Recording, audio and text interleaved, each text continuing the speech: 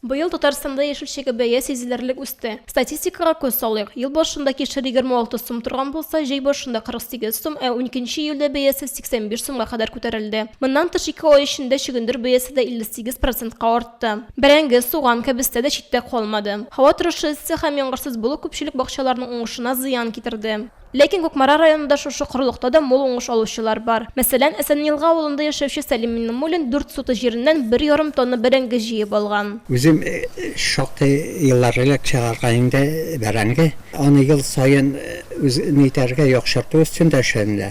Дирсен шактый кертергә кирәк. Дымны ярата торган. Фитофторга бирешми. Бер елны даган 40 тигәне булмады. Колорадская жук булмады. Ну, однако быел тиде.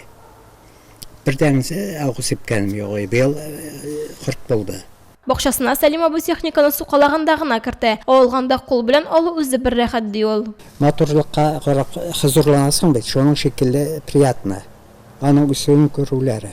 Сәлим абыйның бакчасында яшелчә, җиләк, җимешләр быел яхшы уңыш китергән. Анда әле дә Виктория җиләге, алма, чөгендер өлгерә. Гадәти зурлыкта булмаган ташкабаклары белән чыннан да мактанырлык. Әслим Мөхәммәтҗанова, Динара Хәбибуллина, Марат Бирҗанов, Азат Нигъмәтуллин, Татарстан яңалыклары.